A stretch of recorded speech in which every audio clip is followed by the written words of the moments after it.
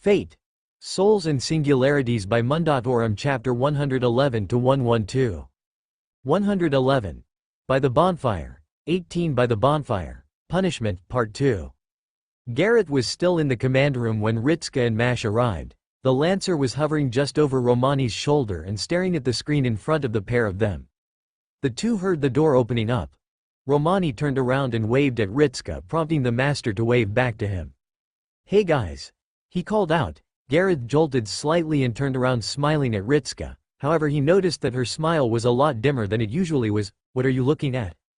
"Berserker," Romani replied, oblivious to the way in which Gareth flinched ever so slightly upon the mention of the servant. The doctor gestured to the screen in front of them. "We're just monitoring him in the simulator right now.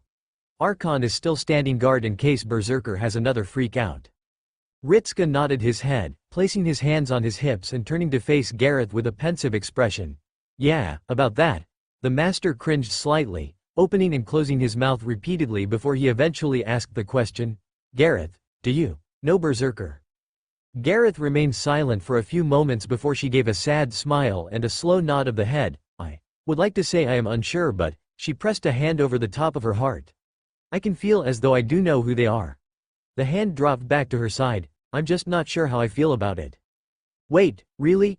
Romani spun the chair around and faced Gareth. "You know Berserker's true name?" he asked in surprise. "We couldn't determine anything because of that strange smoke cloud. Does that mean you knew them in life?" "Yes." Gareth nodded her head once, then looked over her shoulder at the screen for a few moments, watching as the black cloud sparred against the simulated enemies with no trouble whatsoever, taking the weapons from the skeletons and using them against their brethren without pausing once to familiarize themselves with the new arms. She turned back to face the others before she spoke. I believe it to be Sir Lancelot." Romani's eyes bulged. Sir Lancelot? Holy shit. Really?" Carrie called off from the side, gaping openly at the declaration. "Was he always that scary?"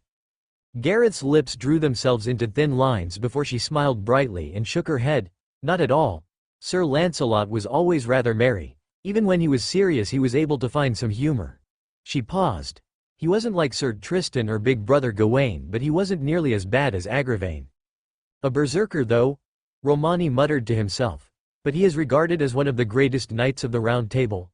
Why would he be summoned as a..." The doctor trailed off, understanding hitting him moments later and causing him to scrunch his face up like he had sucked a lemon. Gareth slowly nodded her head in response. "He looked like that when he came to rescue Queen Guinevere." Mash's lips parted, "But that was when..." "Yep." Gareth nodded once again, not looking at all disturbed by the topic. "That was when he killed me." She then shook her head. I already forgave him for it." She assured Ritska and Mash. "Sir Lancelot he really did love the queen. I think he was just..." She gave a sad smile. "It's in the past now, anyway." "Listen." Ritska stepped forwards, raising his hand before he bit his bottom lip and lowered the hand to his side. "If you aren't comfortable being put on the same team as him..." "Huh?" Gareth blinked at him before she shook her head rapidly. "Not at all. I couldn't think of a better knight to fight alongside than Sir Lancelot," she exclaimed, earning rather bewildered expressions from those around her. Ritska still looked dubiously at her before he relaxed slightly. "Well, alright, but if there's ever a problem don't hesitate to..."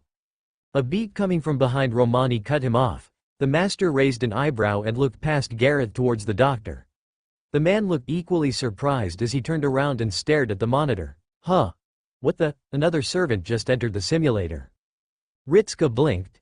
"Isn't Lancelot still in it?" "Yeah, he is." Romani nodded his head, then pressed a few buttons. "I'll make the feed larger." He pressed several more keys, then looked up as a projector showcased the camera feed from inside the simulator. "Leo and Pharaoh's made a projector recently so we can get a better look at what goes on. This seems like a good time to use it," the doctor explained as the screen buzzed with static for a few moments before the image cleared up. Mash did a double take. "Verndari-sensei? What is he doing there?" Ritska was similarly furrowing his brows, watching as the mirror knight closed the distance with Lancelot and seemingly started to engage them in conversation. The master frowned as they were unable to hear what was actually being said. "Hey, Roman." "Hang on," Romani muttered as he pressed several more buttons. "Maxwell, can you try and bring up the audio?" "On it." Maxwell swiftly replied, working on his own monitor. Whoa! Ritska gasped as Verndari abruptly shoved Lancelot away from them. The knight took 2 steps backwards before halting. He heard Gareth taking a sharp breath to his right as she was similarly watching the screen with enraptured attention. The audio. Hang on, Maxwell hummed, then looked up. Got it. The audio crackled before it came through the screen. Is not here and Sir Gareth. Verndari did a sharp intake of breath. She still holds you in high regard. Seemingly holding no ill will towards you.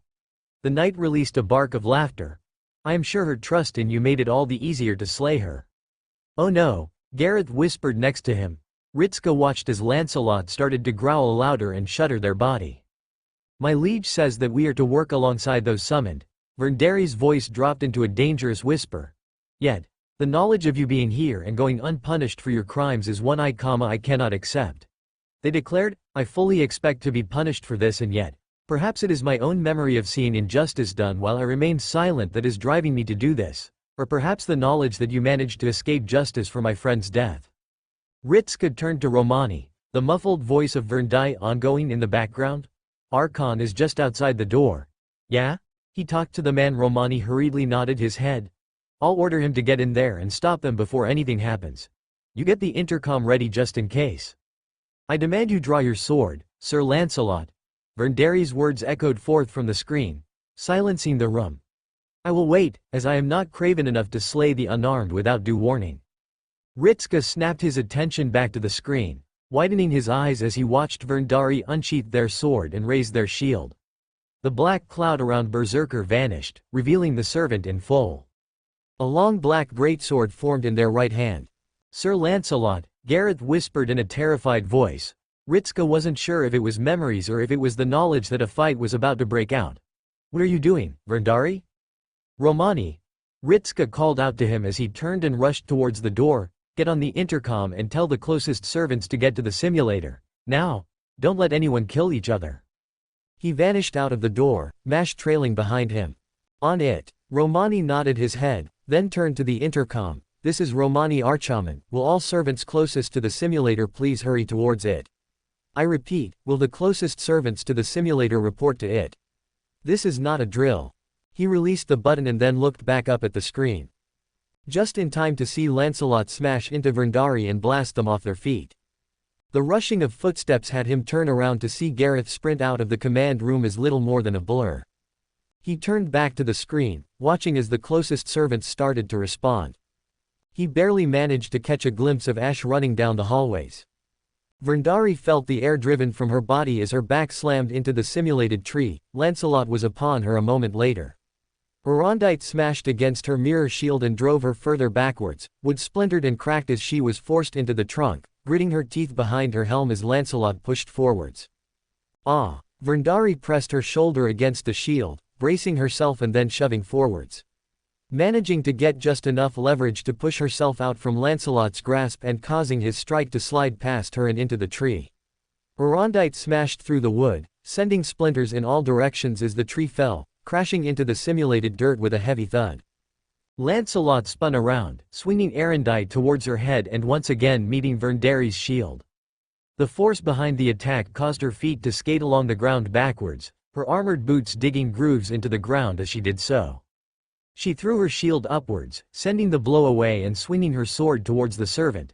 Lancelot stepped into her guard and raised the flat of his forearm towards the base of her weapon, stopping it dead in its tracks and ignoring the barbs around it. Verndari tensed, then flooded the weapon with lightning. Lancelot released a hiss as the electricity flooded from the blade and over his armor. He raised his leg and promptly kicked her in the chest.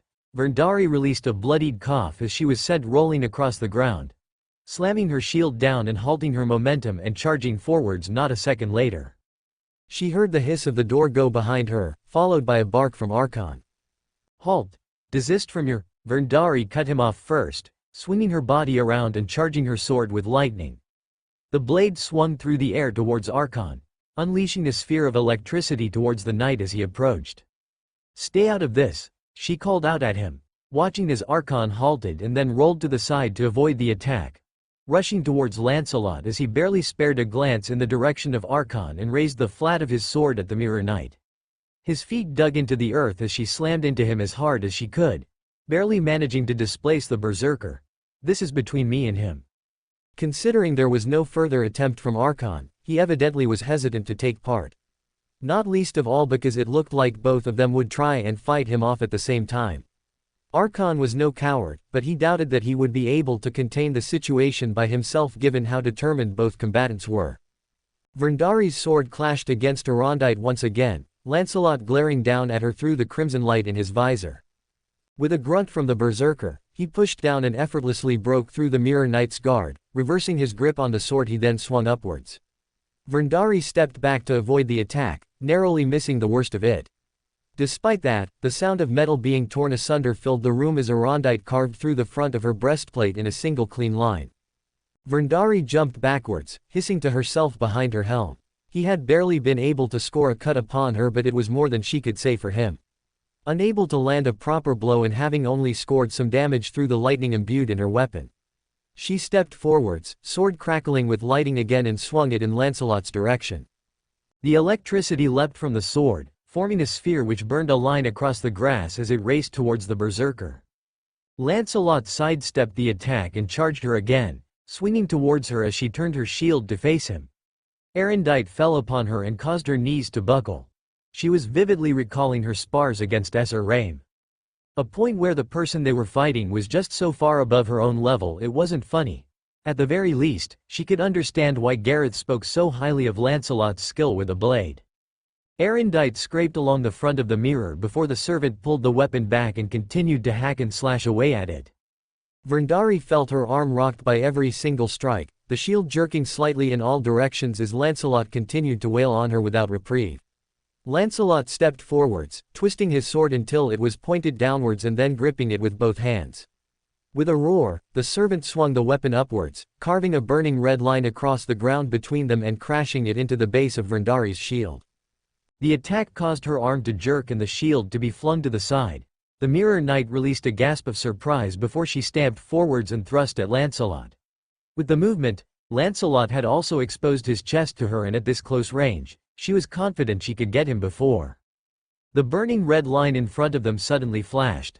Verndari had barely a moment to sense the massive increase in magical energy before the ground at her feet exploded and she saw nothing more than a flash of red.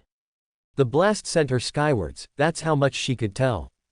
Being airborne for a few moments before she crashed back into Earth, she grunted as she tried to ascertain where she was, blinking repeatedly behind her helmet and turning it to the side to avoid the ringing. Her eyes widened and she raised her shield. Lancelot smashed into it and rolled her onto her back.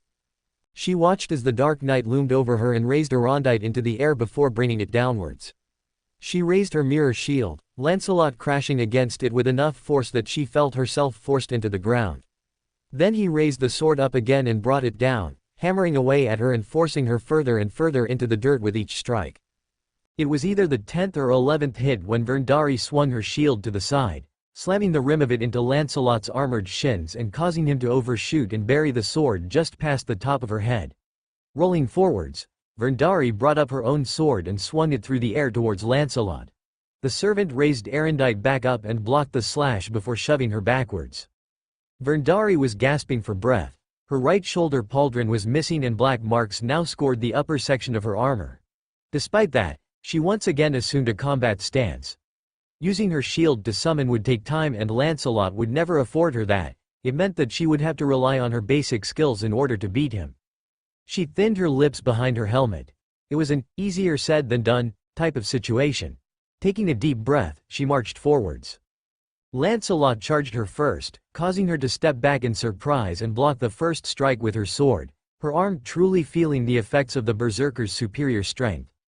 Lancelot rushed forwards again, Arondite flashing through the air and crashing into her with wide sweeping attacks which had her staggering in an effort to re-acclimate herself. She managed to thrust forwards only to have the berserker effortlessly parry the blow away and counter with a slash. She raised her shield and stumbled slightly when he caught her at an awkward angle. The shield twisted in her grip until it was lying flush against the side of her body. Lancelot swung his left hand out and clenched it into a fist. Verndari released a breathless gasp as it buried itself in the side of her armor, the knuckles denting it inwards and pulling back with a metallic crunching sound, revealing the shape of his knuckles now warped into the metal. Pulling his sword back, Lancelot rushed forwards again and struck the side of the shield, jerking it in the opposite direction from her arm as she tried to steady herself. She soon picked up on his tactic. Every single movement was designed to get her to drop her shield. Violent strikes were forcing her to jerk her grip, and she was confident that if this continued on at the present rate, she was most certainly going to break her hand. It meant that she would have to go on the offensive. She shoved back and then slashed upwards, Lancelot blocking the attack and pulling his sword back at the same time she did. This time, she stepped forwards and went for a thrust. Lancelot deflected the blow to the side and swung his sword back around and into her waiting shield. The process repeated itself. Verndari would occasionally make an attack and Lancelot would counter almost immediately. Eventually, Lancelot's left hand shot out and tightly clenched around the side of Verndari's shield. The woman widened her eyes as he then jerked it towards himself, pulling her forwards even as she tried to dig her feet in. He then twisted his movements and pulled her to the side so she would go past him. Her head turned as she saw Erendite being swung upwards towards her wrist.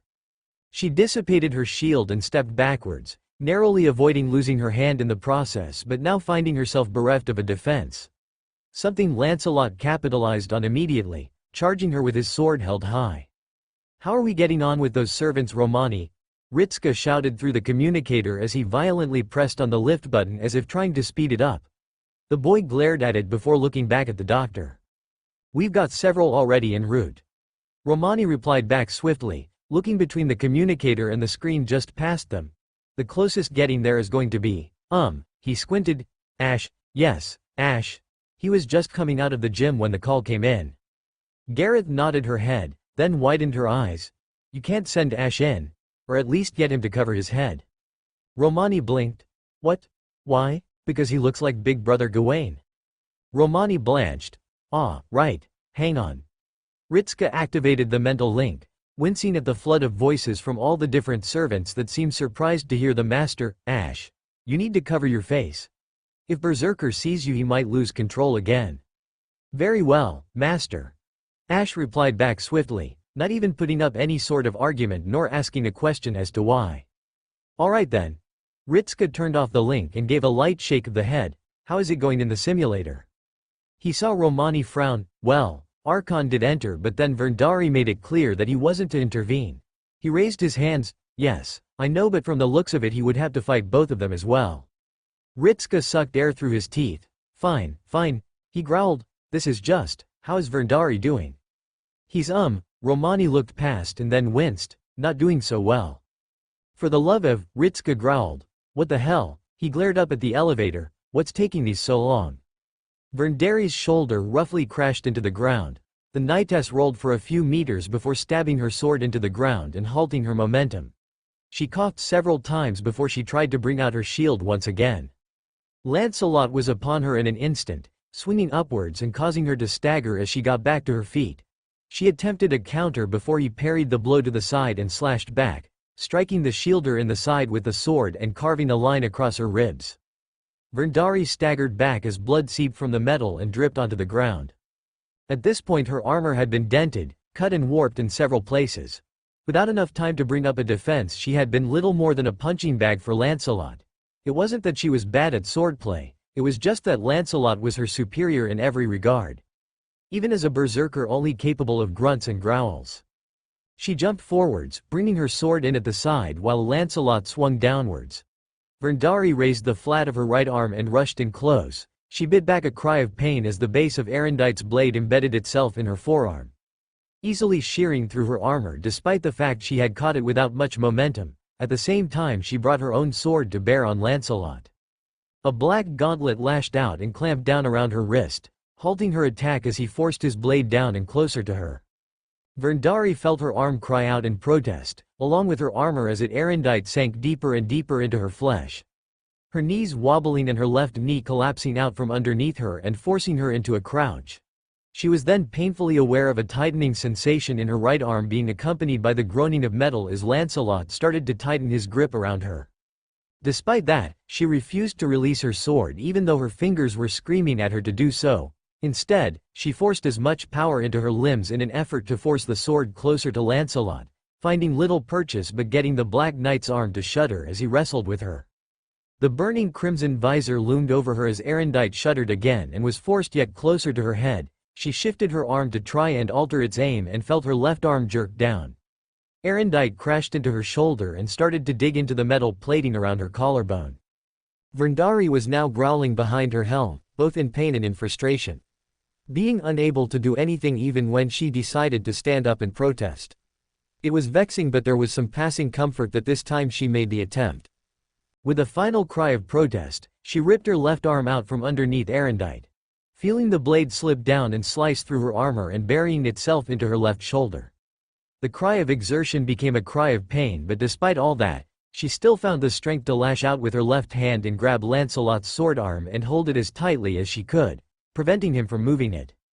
She launched herself upwards, crashing her helmet into Lancelot's own and staggering him backwards, Erendite still buried in her shoulder. Jerking her hand free of his grip, she launched herself forwards, bracing her sword with her left hand and thrusting it forwards like a spear. The tip of the sword slammed into the armored plates around Lancelot's ribs and dug about an inch deep into the metal. For a brief moment, she felt elation rush through her body. The singular thought of actually striking him was worth more than she could have actually imagined. Then he backhanded her, Erendite being pulled from her body with a sickening squelch and sending her crashing face first into the ground. She reached out a hand, pressing it into the dirt and forcing herself to stand up. She then felt Lancelot grab the back of her helm and then roughly slam her face into the dirt. His hand tightened its hold with his sharpened fingers digging further into the helm and touching her scalp. She felt herself lifted back off the ground before being slammed into it again. Lancelot released a cry before he picked her up and hurled her across the room with one arm. Her helmet remained locked in his hands even as the rest of her went soaring through the sky and crashing into the dirt once again. Her face was bruised and her hair was a mess.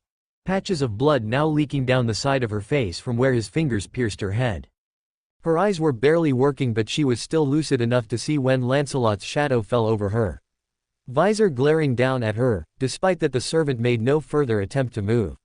Still staring down at her with some unknown emotion, Verndari managed a weak sputtering cough, feeling the metallic taste of blood rushing out her mouth and landing atop her lips. "Even when I try," she muttered slowly to herself, still a failure. Consciousness left her, her final words being nothing more than a low mutter, "Forgive me, Sir Rame." The doors burst open, Lancelot's head snapped towards them as a new figure sprinted in and slid to a halt. Dark leather armor with a white furred collar and blue cape swaying in the fabricated wind. The figure raised a burning sword in Lancelot's direction, their box-shaped helmet briefly turned in the direction of Verndari before looking back at him. "I do not believe he will cause further harm," Archon supplied from the side, stepping forwards and releasing his hold on his sword. "You're finished, are you not?" Lancelot remained eerily silent, not even making a groan in affirmation nor denial. Instead, he dropped Verndari's mangled helmet onto the ground, taking several steps back from her battered body and making an about-turn, returning to spirit form and departing from the location. Ash cut out the flames on Galvatine, turning his head towards Verndari and stalking over to her. Even from his distance, he could tell that she was in poor shape. "Why did you not intervene?" he called out to Archon without looking back at him. "My attempt was met with an attack from her," Archon replied. "Had I made an effort, both servants would have soundly rebuffed me and the situation would have escalated." His voice was clipped, head turning back in the direction that Lancelot had disappeared to. "Had it not been for the orders of our Lord, then I would not have intervened at all." Ash remained silent for a few moments. "Why? Because it was the Shielder who instigated the conflict," Archon explained easily. "And I warned her that she would face the consequences for her actions alone." Ash thinned his lips behind his helmet. "I see." He crouched down over Verndari, looking them over and then raising an eyebrow when he got to their face. "It would appear we were mistaken. Sir Verndari is, in actuality, a woman." And Ash paused for a moment before shrugging. "I do not know," he muttered, then looked at the helmet lying next to her for a second, yet she seemed to conceal her identity, even from Ritska. The pair heard the door open up again, turning their heads to see Gareth sprint in as little more than a blur and swiftly jerk her head around to find anyone. "Where's Sir Lancelot? Where's Vernd?" She cut herself off with the second one when she caught sight of the prone figure, then rushed over as fast as she could and dropped down, sliding across the dirt and hovering over the night. Hey, Verndari, are you alright?" "She is unconscious," Ash informed her, rising back to his feet, then pointedly gestured towards the dents, cuts and marks on her armor. And gravely injured. She will need miracles to recover quickly. Gareth nodded her head slowly, then turned and noticed the helmet lying next to her friend.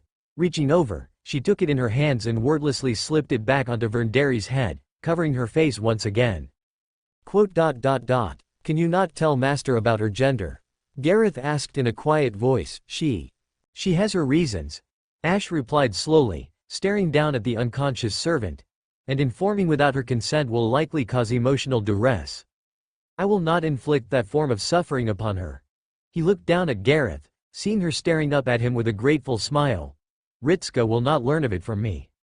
The pair then looked towards Archon. The Silver Knight merely grunted in response. The customs of humans are not my concern. Provided our Lord does not inquire about it. I will make no attempt to tell him. He stated in a curt tone before he turned away from the pair. Watching as several more servants poured in.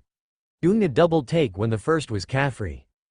Don't worry, I'm here now, Caffrey exclaimed as she beat her wings, holding up her hands and waving them about with a strained smile on her face. I'm here to bring bad luck do bad. She trailed off, looking around and faltering slightly. Am I too late? Ritska watched as Verndari lay on the bed, reinforced to take the weight of their armor, with Gareth staring down at her passively from the side. The master remained silent, then glanced over at Romani and saw the man looking equally troubled. I have done all I can. Sigurd informed them as he stepped back, having finished casting his healing miracles and turning to the group. I have little doubt he will recover soon. Ritska wordlessly nodded his head, still staring at Verndari and trying to understand what possibly possessed them to antagonize a berserker into a fight. His eyes flickered to Gareth, sitting with her hands resting atop one another with a blank expression on her face. I'm going to inform the director about this, he announced to the room, turning around and nodding to Romani. Tell me when he wakes up. He sent a final glance at Verndari before shaking his head and walking out of the room. Mash watched him leave with a worried look, then turned to Romani. Doctor? Romani rubbed the bridge of his nose. Can't say I understand what it was about, and this certainly wasn't what I was expecting from Verndari of all people. The man mumbled, placing his hands on his hips and sending Sigurd a grateful glance. Thanks for the help, by the way. Nonsense. Sigurd shook his head with a jovial smile. No thanks is needed. Merely happy to lend my aid to my fellows, he remarked, looking down at Verndari and giving an almost fleeting frown. Can't say I understand it, but they had their reasons. What of Berserker? Romani exhaled. Sir Lancelot is technically the victim in this situation, despite what happened, so he's away somewhere. The man replied. Archon is still keeping a close eye on him, but he seems to have calmed down. He paused. I think. I can't tell, to be honest. Sigurd shook his head at the doctor. Do not worry yourself about it, good sir. I am certain the situation will be resolved shortly.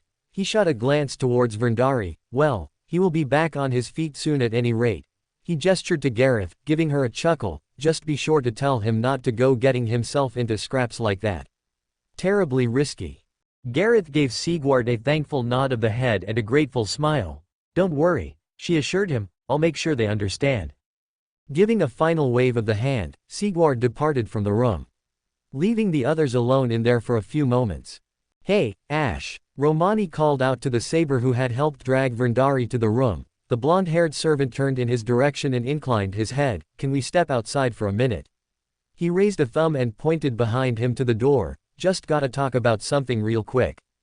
Ash remained silent before offering a single nod of the head. Of course. Thanks. Romani turned to Mash and gave the girl a half smile. Could you stay and watch Verndari? I won't be gone long. Before the girl had a chance to reply, Gareth spoke up first. Don't worry about it. I can watch Verndari. She paused for a moment. They will be awake soon, won't they? Romani nodded his head. Then I'll stay until they wake up, she declared with a confident nod. I need to chastise them for being reckless. That's what Big Brother Gawain always did when I was the same, and, well, Gareth gave a nervous chuckle as she reached up and scratched her head. I don't think there's anyone else. Mash thinned her lips before she nodded her head, turning to the doctor. I'll go outside with you too, she began, walking forwards and then pausing as both Ash and Romani sported similar expressions of wide-eyed alarm before their faces evened out. That is unnecessary, Ash stated first, shooting a glance towards the doctor. myself and Romani have important topics to discuss. Mash gave an innocent frown. Then, shouldn't Senpai be here as well? It just relates to Ash's health is all. Romani hastily explained with a strained expression, doctor-patient confidentiality and all that, you know. Mash looked between the two of them with a puzzled expression before her lips thinned and she nodded once. All right. I'll go and see what Da Vinci is doing then, she decided, walking past the pair and to the door, pausing to give the two of them one final odd glance before shaking her head and departing the room. Ash and Romani shared a glance before the latter turned to Gareth and waved his hand. We won't be long, just outside the room. Shout if you need us. Will do, Gareth nodded, giving them a wide smile as they walked out, closing the door behind them as they did so. The smile fell off Gareth's face, replaced by a concerned frown as she directed her eyes towards Verndari's body lying on the bed. She waited for a moment before a groan filtered through the helmet, signaling that Verndari was returning to consciousness. Where? Her muffled voice filtered through the helmet, dropping in tone to sound distinctive of a male's voice. What? Verndari, Gareth called out to them, how do you feel? Sore. Verndari answered back in a pained groan. What happened? She asked, her head looking from side to side. Where am I? The, medical room. Gareth answered, frowning, you were hurt pretty badly. Verndari's head fell back onto the pillow with a soft thud, carved face staring up at the ceiling. Ah, right, I lost. Gareth gave a silent nod. And Sir Lancelot? Gone when I arrived. The pair fell into another silence before Gareth leaned forwards, giving Verndari a disapproving frown. Why did you challenge him? She asked. If you say for me, I told you, I already forgave Sir Lancelot for what he did. Verndari was silent. Don't go all quiet. Gareth spoke in as stern a tone as she could manage. You went off and tried to fight Sir Lancelot. He could have killed you and you knew it. More silence was her answer. Verndari. You could have died? What would Master have said if that happened? Just because you might get summoned again, it doesn't mean all your memories would remain intact. I believed it was worth it. Gareth's eyes widened and her lip went slightly agape before the frown returned in force. You what? I familiarized myself with Camelot. Verndari revealed in a quiet voice. I was curious as to the kingdom you hailed from and, before I knew it I was finding more and more books on the deeds of the knights. Gareth's expression softened ever so slightly. I read of the tales of Sir Lancelot and his many endeavors. Verndari's head turned so they were facing Gareth. Your tale of besting Sir Ironside was also rather interesting to read. She paused. Did you truly induct them into King Arthur's court? Gareth blinked, her expression becoming mystified.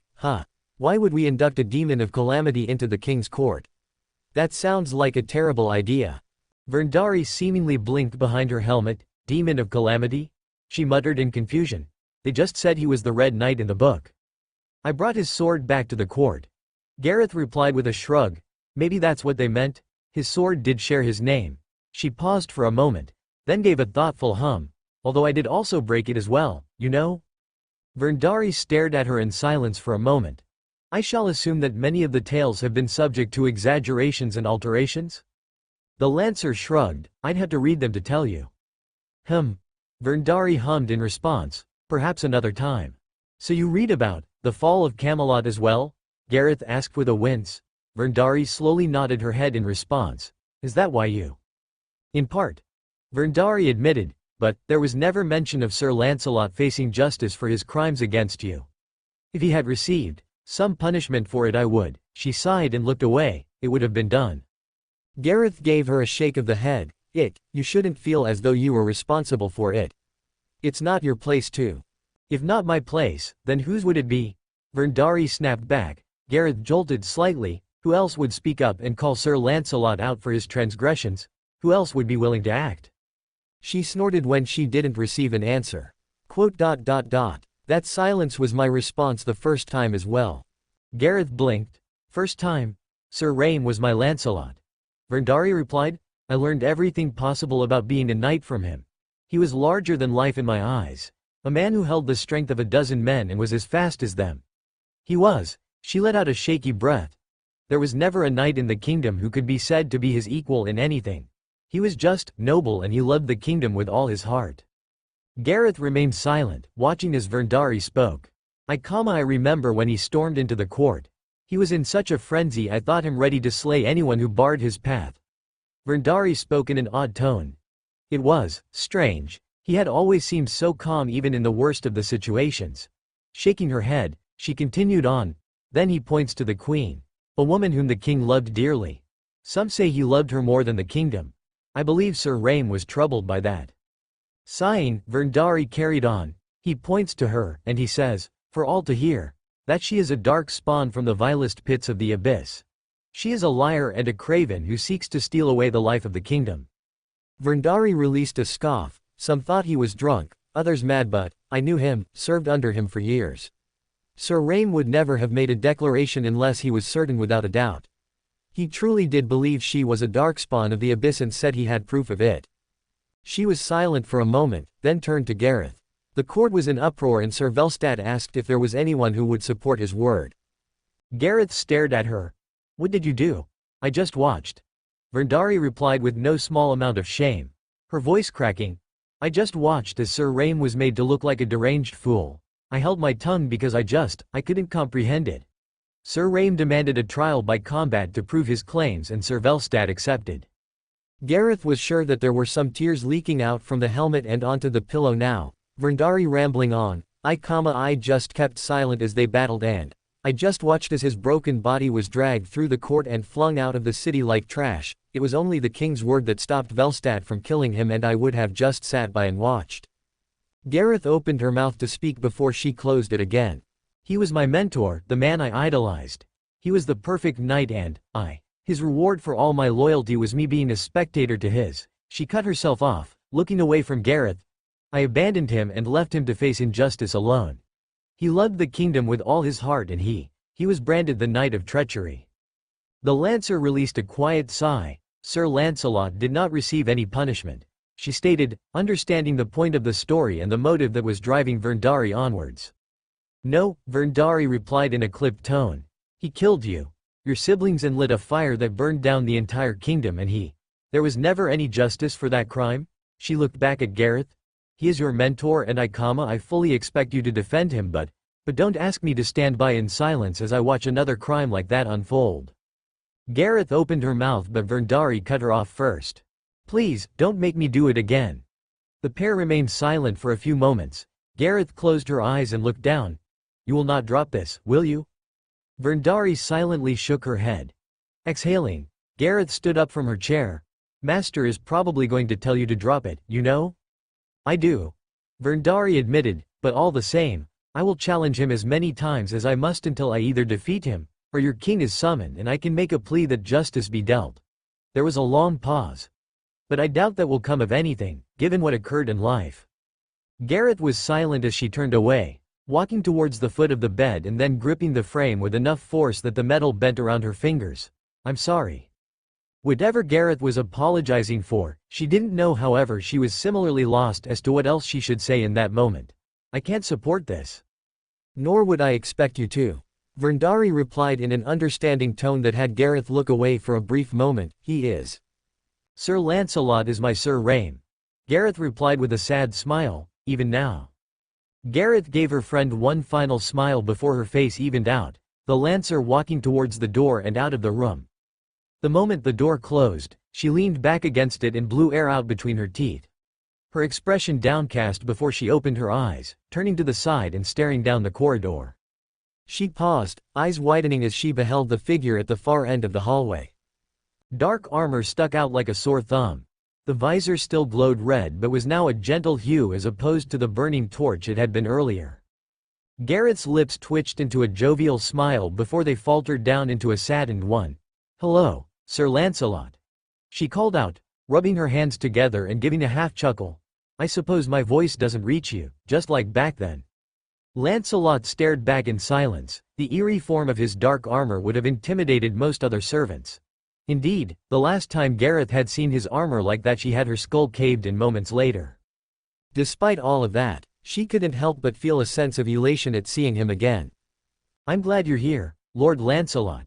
She called out, reverting to the title she had always known him by. I don't know if you can hear me but, I forgive you.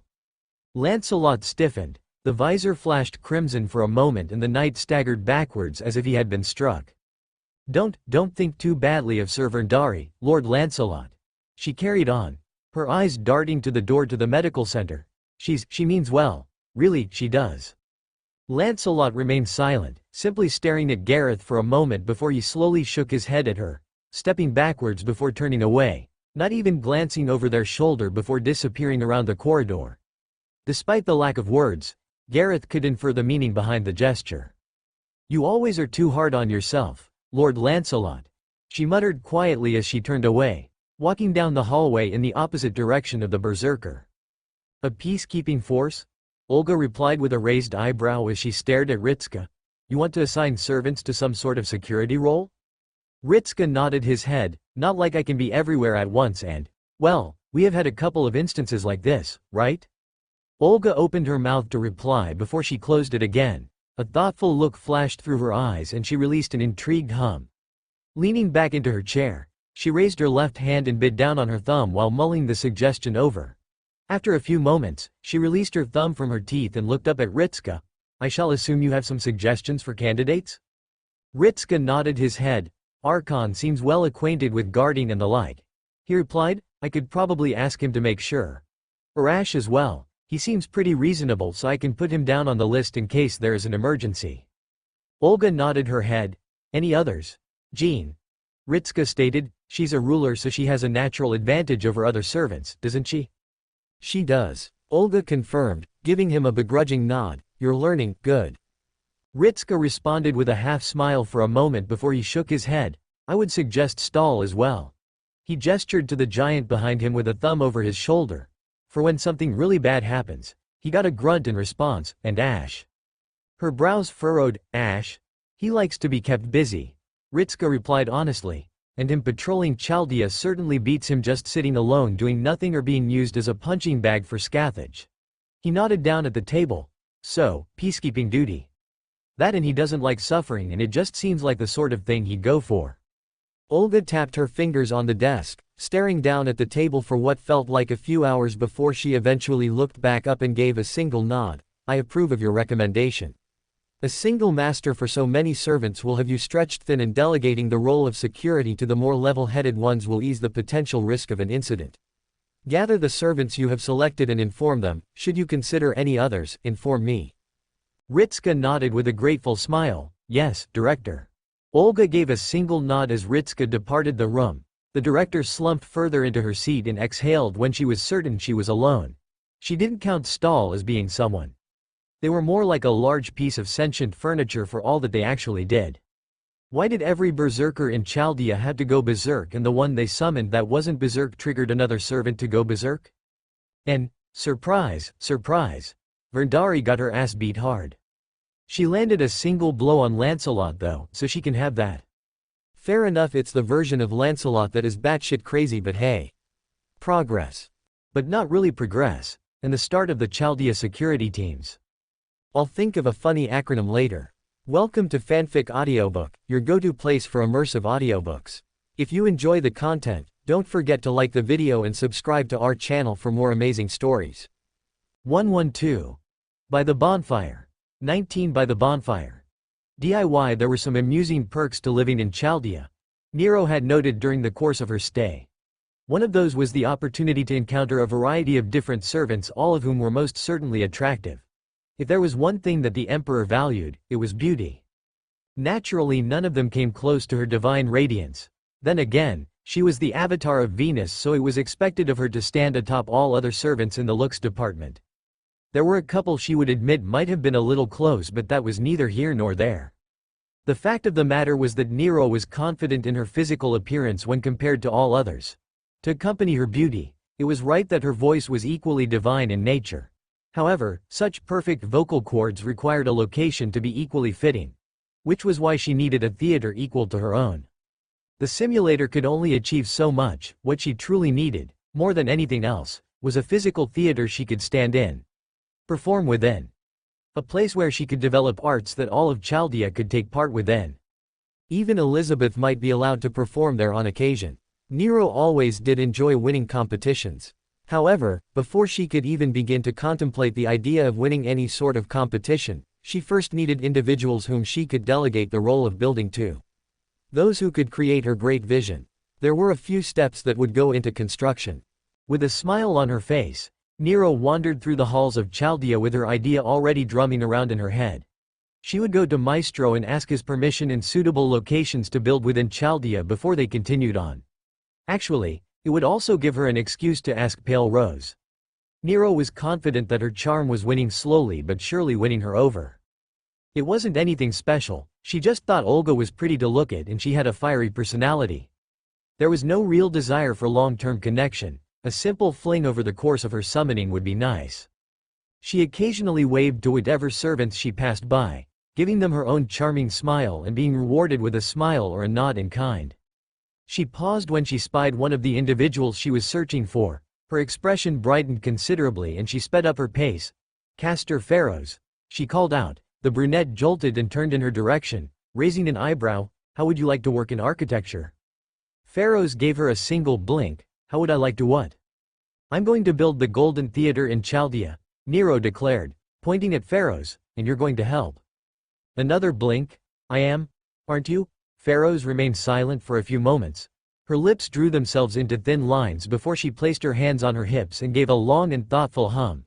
Eventually, her lip quirked upwards and she glanced at Nero out of the corner of her eyes. "Well," she sang, rocking on her heels and folding her arms across her chest, "I suppose I can jump back into my architectural roots." Nero's smile widened. "Excellent." She then noted the latter half of the sentence. "You have already built before then?" "Only places that were designed to kill," Pharaohs admitted with a wave of the hand before she clapped her own together, "but contraptions and the like are what you want. A theater is some big work, where are we going to do so?" Nero raised a single finger before she lowered it and cupped her chin with her hands.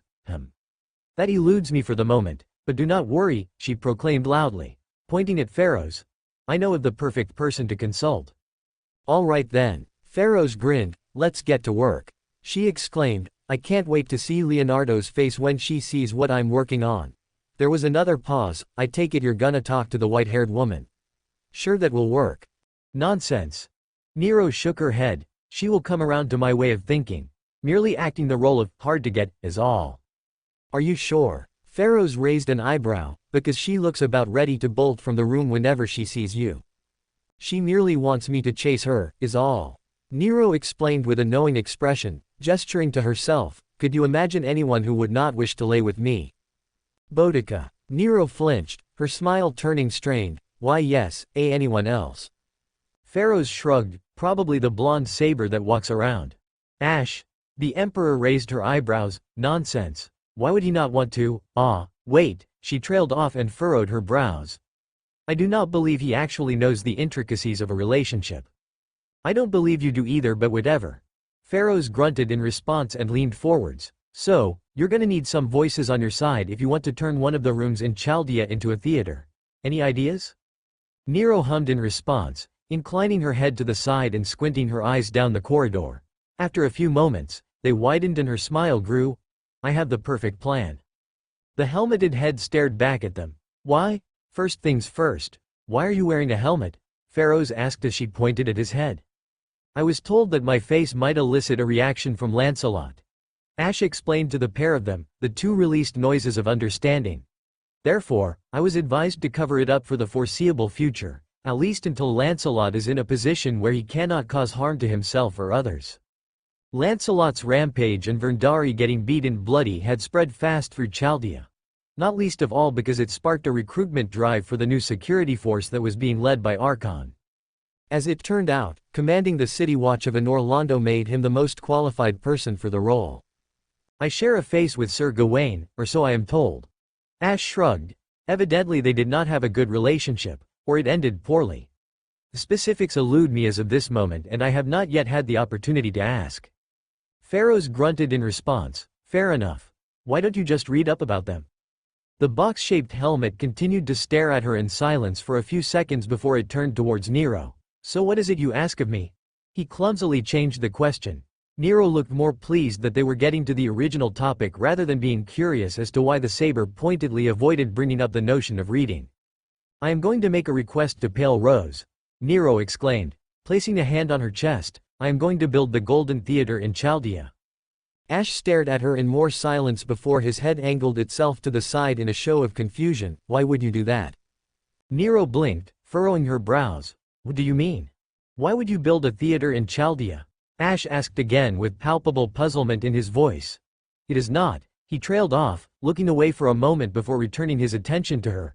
It is not necessary to. Of course it is. Nero cut him off with a frown. Where else would I perform? You wouldn't, Ash replied as if the answer was obvious. There is neither the justification nor the need for you to perform in any capacity. We already humor the work of the crossbreed, and her capacity for song is physically harmful for all those who listen to it. As the situation stands, I am dubious to allow any other to begin such an endeavor. He looked between them, not least of all because it would actively encourage Elizabeth to pursue her distraction at the cost of others' well-being. Ash pointed at himself. I have already made my position clear to Ritska on this matter. While your frivolous nature is not something I can control, that does not mean I will condone it in any way, nor will I aid you in bringing harm to others. Nero frowned at him, placing her hands on her hips. But how will the people of Chaldea find the time to make merry? They should not need to make merry, Ash countered swiftly. There are more important concerns than pursuing distractions which provide hollow comfort. He looked up and behind him as he heard the door go, watching as Verndari walked out of the cubicle they were standing near with cleaning supplies in her hand. She turned towards them and gave a single nod before she turned away and walked off, moving towards the next cleaning site. Ash turned back to them. Focus on pursuing the purpose you were summoned for. He pointed at Pharaohs. Aid Ritska in the development of contraptions that would aid him. He then pointed to Nero. You were a leader. No, give him advice on the subject. Lowering his arm, he stepped away from them. Now then, I must continue to observe Verndari and ensure they. How can you expect people to function if they do not have some manner of festival regularly? Nero asked, tilting her head at the saber. Surely you do not expect them to be brought fulfillment through their jobs alone? That is exactly what I expect of them, and it should be exactly what they find fulfilling. Ash countered swiftly in a toneless voice. Anything else would be damaging to the greater duty we all share. Turning away from them, he retreated down the corridor. Nero gave a sigh and shook her head while Pharaohs raised an eyebrow. Now what? She asked, directing the question to the Emperor. Now we convince someone of the value of concerts, Nero proclaimed before shaking her head. But first, we do need someone who can actually aid us in our endeavor. The pair turned around at the subtle cough behind them, watching a pair of golden wings give an occasional beat to keep a certain goddess of luck floating just above the pair of them. Caffrey gave the pair of them a slightly nervous smile. I might be willing to lend my aid to a certain pair of mortals. She paused for a moment, eyes shifting pointedly at the pair of them before she jutted her chin upwards and looked away, folding her arms imperiously and giving off a feel of superiority. If they were to ask nicely, that is, she added on. Her right eyelid opened up and took another quick glance at the pair before it closed shut. Pharaohs and Nero exchanged a glance with each other before they looked back at Caffrey. Oh, Nero gave a predatory smile as she leaned forwards, placing her hands on her hips. Is that so? Of course. Rome would always be willing to accept the blessing of the gods and for a goddess of fortune to have a hand in the construction of my golden theater. Exactly, Caffrey's face lit up, a wide smile adorning her soft features and her arms spreading wide. It would be really neat, wouldn't it? That's the sort of thing a goddess is supposed to do, right? She paused, realizing the excitement she had shown and quickly schooling her features. A light blush of embarrassment fluttered through her cheeks. I mean, yes. The blessing of the goddess Caffrey would most certainly be a boon to your theater. Pharaohs snorted, covering up her laugh with her fist and turning away from Caffrey. The goddess narrowed her eyes at the response and pointed at the caster. Did you just laugh at me? No, Pharaohs coughed, shaking her head and schooling her features. She wasn't quite able to hide the mirth in her eyes nor the twitching of her lip, however. So can we request the goddess Caffrey bless this endeavor? Caffrey looked at Pharaohs in suspicion for a few moments before she made a HMPH noise and crossed her arms again. Very well. She turned her voice deep, trying to make herself sound more formal. I shall adhere to this request of yours. From this moment onwards, the goddess Caffrey shall provide aid to you on all future endeavors regarding this project and ensure the culmini. Caffrey sputtered through several words before she pouted, puffing out her cheeks, to help it get done. Pharaohs raised up her hand, covering up her face and turned around. Muffled laughter came from her moments later, dropping into a wheezing fit as Nero continued to smile at the goddess. Wonderful! The emperor proclaimed, spreading her arms wide and approaching the floating goddess. With the blessing of such a powerful goddess, we have already succeeded. Yeah. Caffrey punched her fist into the air before she paused and swiftly brought it back to her side. I mean. Of course. She nodded again with a stern look, naturally. So what else do we need? Pharaohs asked, looking down at Nero. The emperor hummed in response and cupped her chin. We need someone who can function as the muscle, so to speak. She then turned to Caffrey. Do you know of anyone, goddess? Caffrey gave a thoughtful hum for a few moments before she widened her eyes and grinned. I know someone. Caffrey led the other two further through the halls of Chaldea, eventually coming to a halt in front of one of the converted storage rooms and then threw open the doors. Hearken mortal. The goddess Caffrey has, she was cut off by a wave of black smoke rushing over her face. The girl staggered backwards and coughed violently, hunching over and continuing to sputter while going red in the face. What kinda idiots burst into a smith's forge without even knocking? Andre's voice came from the smoke. The giant man walked through the black smoke and into the hallway. Sweat dripped from his large frame and his muscles bulged from recent work. Oh, you lot. He muttered, looking between the trio with a raised eyebrow and staring at Caffrey as she continued to cough.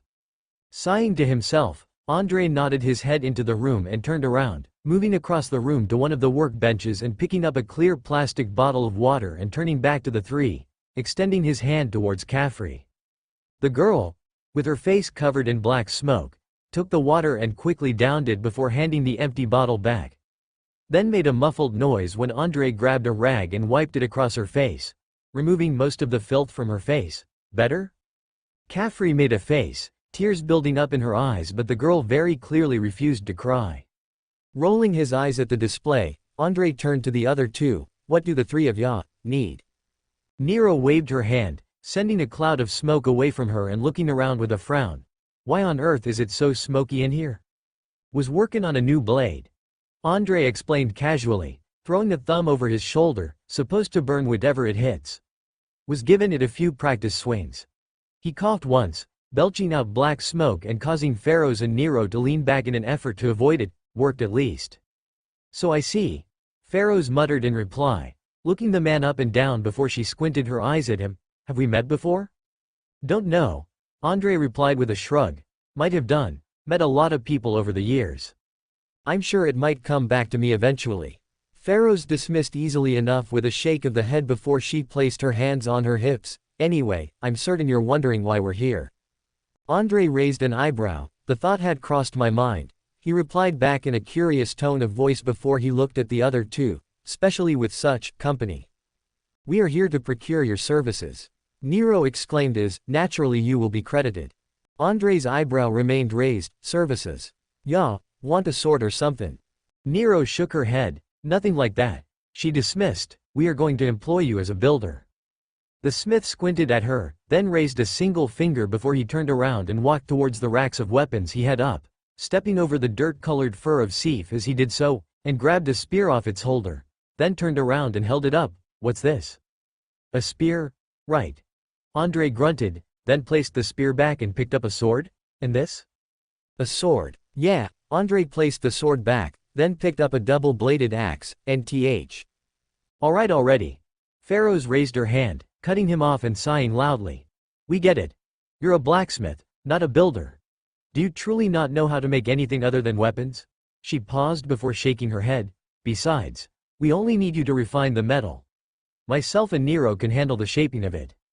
The smith remained silent for a moment before he placed the axe back on the rack and turned around to face the group once again. All right. He grunted, stepping over Sif, walking back towards them and crossing his arms. Need metal refined de ya, I can do that. He nodded at the group, much to their elation or relief. Would ya build in anyway? A theater. Nero stated easily, widening her arms as a gesture, a grand, golden theater that all Chaldea can enjoy. Andre squinted at her before he grunted and shook his head. Never mind, forget I asked. He turned away from the group and walked back to where he had been working, sitting himself back down upon his stool. All right. I'll help ya. Have ya figured out where buildin' it? Nero closed her mouth, then looked around. Well, we're working on that part of it. She explained slowly with a nervous smile, earning a roll of the eyes from Andre. But don't worry, we'll get right on that. Andre hummed in response, then turned towards Sif. Oi, mutt. He called out. Sif groaned as he raised his head up and turned towards them, giving a single yawn. Andre gestured to the group. Go help them find somewhere to build there, whatever. Sif stared at him with a half-lidded expression, then drifted his attention over to the three standing by the door. Giving a slow blink, Sif stretched himself out and climbed to his feet, shaking the dust free from his fur and sitting down, towering over the servants and being tall enough to look Andre in the eye. Nero blinked once. You'll get some meat if you help? The wolf squinted his eyes for a moment before nodding once, getting back onto all fours and plodding over to the group, passing by them and walking straight out of the door. Guess we're going back to walking around then, Pharaoh suggested, then turned to Khafre and sighed. The goddess was still picking at her hair, giving a puffy-eyed look at the black streaks of smog now running through her luscious locks. You can have a hot shower when we're done. A shower, Khafre parroted, then turned to Pharaoh's with a frown, waving her wings around. Have you ever tried moving waterlogged wings? No, it isn't easy, Khafre muttered back, then sent a glowering look in Andre's direction as he went back to his forge. The goddess muttered something under her breath and her golden eyes brightened for a moment before they dimmed. She gave a single, somewhat vicious, smirk in the smith's direction before she turned back around and waddled back over to the door and joined Sif outside. Andre watched the other two depart, shaking his head at them and then raising his hammer, already preparing to work on the next sword while he awaited whatever it was they were going to bring to him. He didn't know the first thing about building houses or whatnot, but if it was just tempering the metal, he could do that easily enough. Raising up his hammer, he brought it down as hard as he could, directly onto his thumb. F-U-C-K, my word. Nero frowned, turning around to the direction of the scream and placing her hands on her hips. Shaking her head. Quite the loud voice he has. I wonder if he has injured himself? Oh, I'm sure he's fine. Khafre dismissed with a simple wave of the hand and an all too innocent expression as she walked forwards. She caught Sif giving her the closest approximation of an amused look. She shot him a glance and raised her finger in front of her mouth. Sif rolled his eyes and shook his head as he walked forwards. All right then, wolf, Nero stated as she caught up with the large beast, raising her hand and placing it atop their head. We're looking for a location that can serve our needs most splendidly. An area with a large room and not currently in use that we might alter. Pharaoh's raised an eyebrow. Whatever happened to asking permission? If we asked permission, they might say no, Nero replied casually. But if we build it first, then tearing it down would seem like such a waste, wouldn't it? So we shall build it first and then unveil it. Better to ask forgiveness than permission. Forgiveness? Nero blinked owlishly at her. Why would I ask forgiveness for giving the people of Chaldea such a gift? Pharaoh sighed to herself before turning to Sif and raising an eyebrow. So, any ideas, boy? Sif released a grunt followed by a series of low growling sounds. He got blank looks in response from the assembled trio as they all exchanged glances with each other before Pharaoh's and Nero looked at Khafre. The goddess was similarly stumped, then noticed the expectant glances. I can't understand him either, she explained, frowning slightly and pointing to the wolf. Just because he was with a lordkin once doesn't mean we can all speak wolf. Ah, alright then. Nero coughed once, then looked at Sif and removed her hand. So, what do we do now? None of us speak wolf. Just ask him to lead us to all the spare rooms, I suppose. Pharaoh suggested. It could work easily enough. We would still need a fairly large room. She realized, her right hand cupping her chin and her eyes turning thoughtful.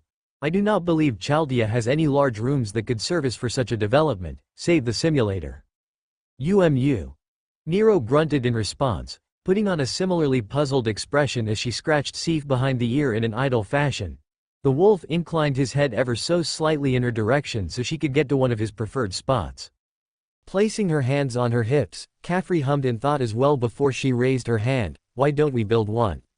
The other two blinked at her. Build one? Yeah, she went on, we're on a mountain or something along those lines, are we not? We could simply build further into the mountain. Nero frowned. But would we not be discovered? No, Pharaoh shook her head, grinning to herself. The power is out on the lower levels of Chaldea and they are closer to the mountain than the upper sections. With the alarms disabled, we could very easily punch a hole into the walls and then start to tunnel outwards and further into the mountain. There would be plenty of room. I suppose the only thing we would need to concern ourselves with is tools, but I can easily handle it on that side of the problem." She looked to the other three. "I'll head up to the command room and have a quick look at the schematics. They've been preparing me as an auxiliary rayshift operator, so I have access to that sort of information." She paused, then gave a goofy smile. "Also computers and really amazing.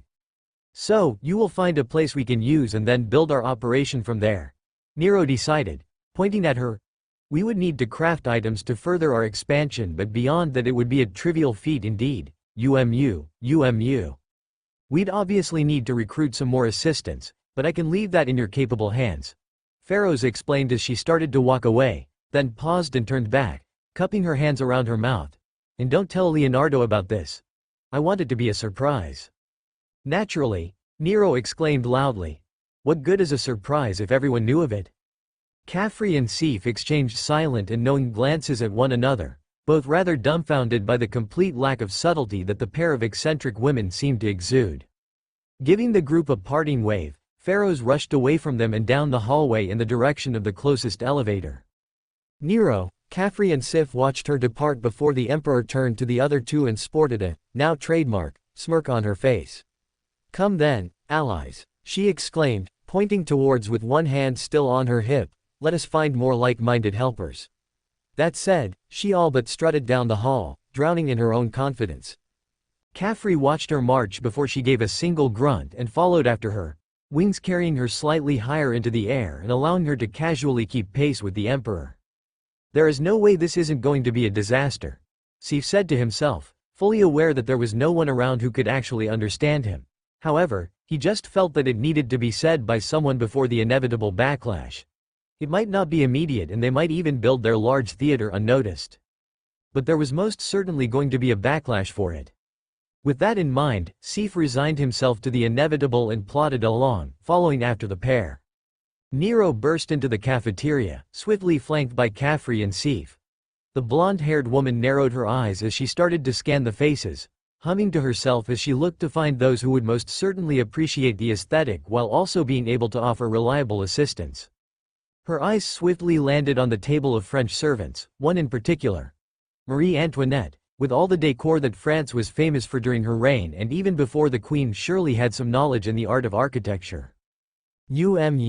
She decided, then marched across the room towards the Queen, then felt a burning gaze directed at her side. Sneaking a glance to the right, she locked eyes with Boudica as she gave her a dull look from across the room. Nero made a small noise before she sped up, moving faster than before and all but running across to the French woman. Marie caught sight of her, giving a surprised blink before her face turned into a smile. "Oh. Hello. Emperor Nero." The ruler greeted with a nod of the head, then blinked and squinted her eyes at the Roman. You have a strange resemblance to Jean." "Really?" Nero blinked before she beamed, placing her hand on her chest and giving a prideful look. "Then the girl has been blessed with great beauty."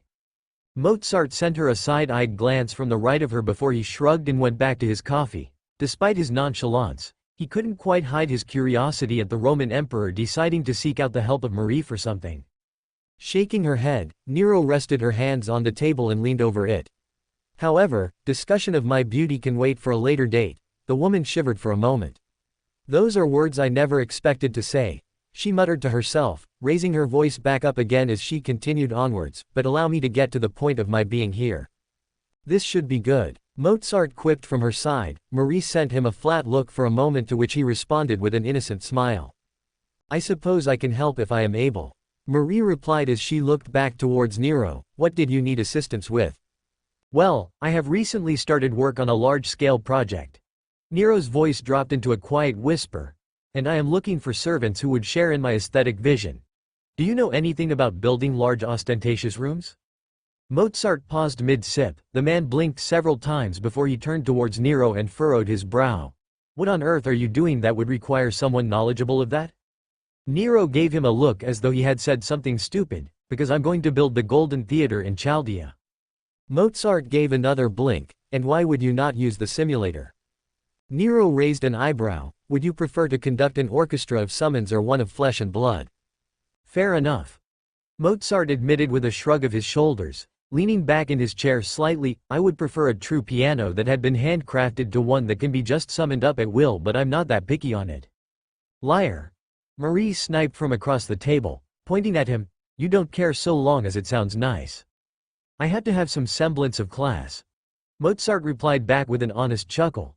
Imagine if people thought of me as some hapless floozy? Marie raised an eyebrow at him, implying they don't already? Nero coughed into her hand and looked between the two of them. So, about my theater. Marie turned to her and made a noise of remembrance. Oh, yes. She nodded her head rapidly, helping to build a big palace. She hummed, cupping her chin. Well, I haven't done it before, and her eyes darkened as she stared to the side. And, well, me in luxury. Don't worry about a thing, Nero exclaimed, reaching over and patting Marie on the shoulder. I guarantee that everyone will love it when they find out. Mozart furrowed his brows slightly, sending a suspicious glance at Nero. Hang on, what do you mean when they find out about it? He leaned forwards. Didn't you ask them first? Nero remained tellingly silent before she backed away from the table and turned away, looking to see Caffrey and Sif discussing something with some of the other servants. Surprisingly, they were currently speaking with Havel. The goddess was making several gestures with her hands, pointing to herself and then to the faraway wall before she stopped and gestured to the berserker. Havel crossed his arms, staring at her for a few moments before he shrugged his shoulders and waved his hand dismissively at her and then returned to his food. Caffrey turned around, sporting a wide smile and locked eyes with Nero. The goddess gave a single ecstatic nod of the head confirming she had managed to win the support of Havel in the endeavor. Nero responded with a nod of her own. Excellent. She turned back to Marie. I shall make contact with you once again to confirm the plans that we develop, she exclaimed, turning around and rushing towards the exit once again. Farewell, friends. Sigurd raised an eyebrow as he watched Nero sprint out of the cafeteria, closely followed by Sif and Caffrey. The Katarina knight lowered the glass he was drying up and gave a curious hum. I wonder what she is so pleased with. It probably isn't anything good. Boudica grunted in response as she moved the dirty plates and cutlery over to the sink. Anything that she's doing that manages to generate such a reaction from her can mean only trouble for everyone else? Really? Sigurd asked, turning to face her and blinking once. He raised his hand and gestured to the door. She also had the goddess Caffrey with her. The young girl doesn't seem like such a troublemaker. She's rather childish, Boudica explained with a wave of her hand, turning to face the Onion Knight. With how she sometimes acts, hard to believe she's probably older than me. Well, we servants are summoned in our prime, are we not? Sigurd responded with an intrigued hum. So would that not mean she reached her prime during childhood? He sighed. To be honest, I believe that rather tragic. The Iceni queen remained silent. Her eyes looked down for a moment and her lips drew themselves into a thin line. I suppose not, she muttered lowly before she sighed, reaching up and rubbing her brow. Still, I can't shake the feeling that whatever that woman is doing is only going to cause everyone a headache. Sigurd gave an amused chuckle. Yes, well, he moved back and resumed drying the glass in his other hand. No one ever said she wasn't going to cause a problem. However, I do not believe there would be any malicious intent within it. Boudica stared at him for a moment before shaking his head. It would probably be easier to hate her if there was, she mumbled to herself. Sigurd perked up, looking over his shoulder at her. Did you say something? No, Boudica replied after a moment of silence, nothing important. Sigurd stared at her for a moment longer before he shrugged and turned back to the glass, wiping off the last remnant of bubbly water from it and then placing it down before he reached for another one to dry. Nero paced around the room, humming to herself as she, Caffrey and Sif waited in her room. They were expecting pharaohs to arrive shortly and had since made plans to draw up design layouts and work schedules so they could begin in earnest, including the others who they were expecting to arrive so that they could begin the initial planning stages of the new creation. There was a knock at the door. Nero turned her head towards it and called out, "You can enter." The door opened up. Pharaoh stepped inside with a smile on her face while being followed by Marie and Mozart. The lumbering form of Havel was not far behind them. The berserker gave Pharaohs a single glance before he released a displeased noise and marched across the room to where Sif and Caffrey were, then stood by them. Pharaohs gave him a half-lidded expression. You know, I don't use sorcery all that much. Havel merely looked at her through his helmet as if to say, and, before he turned away from her and looked back at Nero, folding his large arms across his chest and leaning back against the wall. There was a dull creak of metal, and for a moment there was a slight concern that Havel's body was going to break through the wall. When nothing happened after a few moments, the group let out a sigh of relief that they had avoided causing serious damage to the room, then returned their attention to Nero as she clapped once. So, these are the initial volunteers? Nero asked, giving a once-over of the group in front of her before humming to herself, UMU. Excellent. I am glad you are all willing to lend me your aid in the construction of the Golden Theater here in Chaldea. Question. Marie raised her hand with a serious face. Nero nodded to her once to continue. Does it have to be the Golden Theater? What do you mean? I mean, Marie's expression cycled through several emotions as she tried to articulate what she was trying to say. We have a lot of different servants here, right? Nero nodded.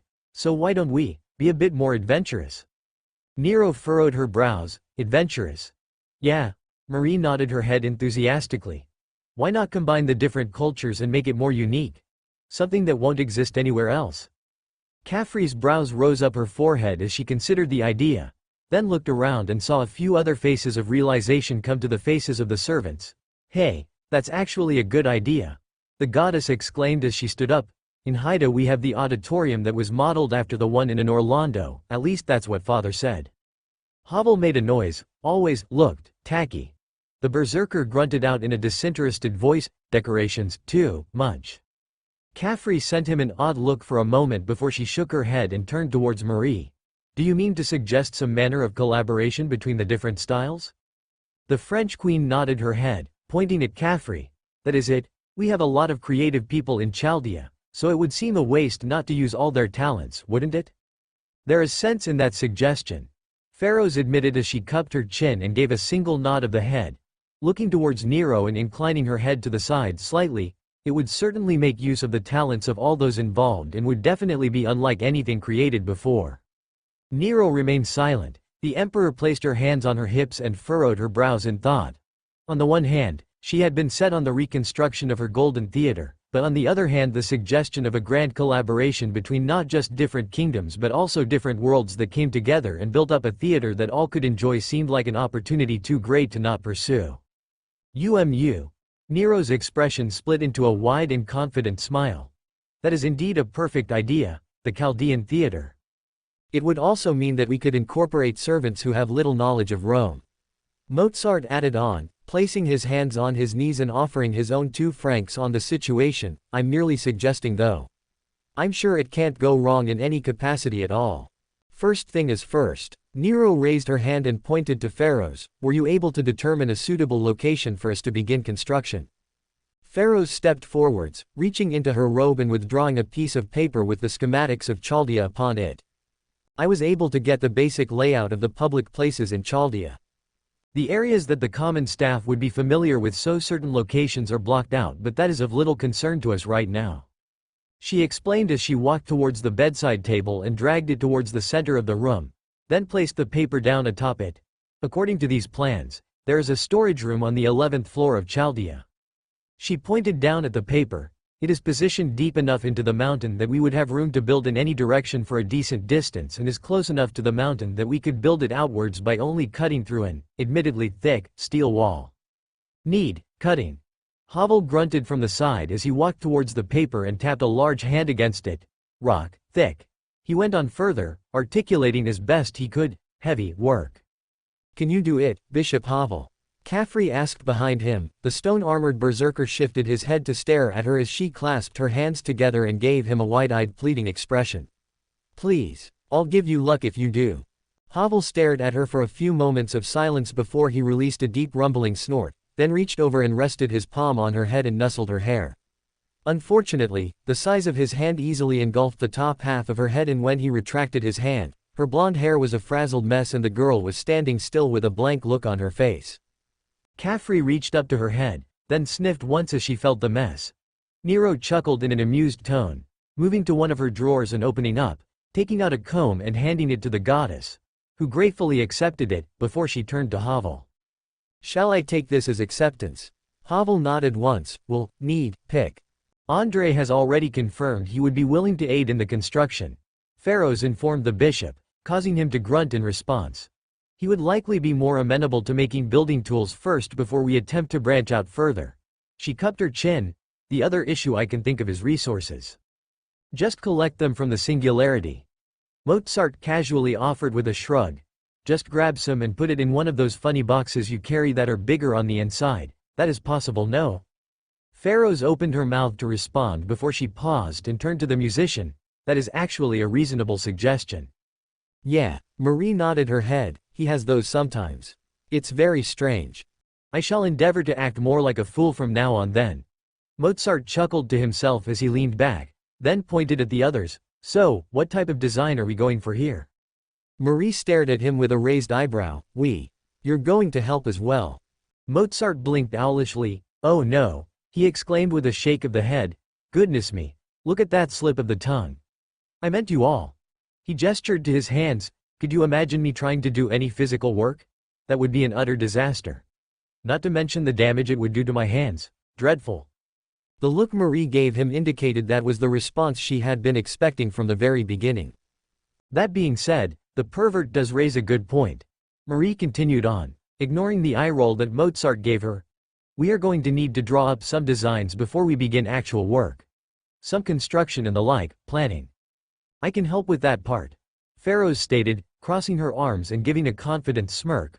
I did aid the construction of the underground rat burrows. Mozart squinted at her. When you say rats, were these the same rodents who smelled bad and spoke in French? I don't know what French is. Pharaohs blandly replied to him, but they did speak, yes. Ah, yes. Mozart nodded his head. I've met their king. He seemed rather annoyed by me. Having met you, I can't imagine why. You say the sweetest things, my dear. Nero coughed loudly, bringing the attention of the room back onto her. As I was saying, we shall spend the coming days finalizing the designs now that we have mapped out the location. As more servants arrive, we shall determine to find those who would be willing to aid us. She leaned forwards, resting her hands on the table. Remember, this is a surprise, so we must remain silent until the moment of unveiling. She looked around. Understood? She got nods of the head in response. Leaning back. Nero spread her arms wide, then let the birth of the Chaldean theater begin. Yep, welcome to the DIY saga. We'll get it updated every now and again, but just think of this as something that is happening behind the scenes until it gets introduced. And we will get more servants involved with it. Count on that. For more thrilling fanfiction stories like this, check out my channel Fanfic Audiobook. Dive into epic adventures, mysterious realms, and legendary journeys brought to life through immersive storytelling. Don't forget to like, share, and subscribe for more amazing audiobooks.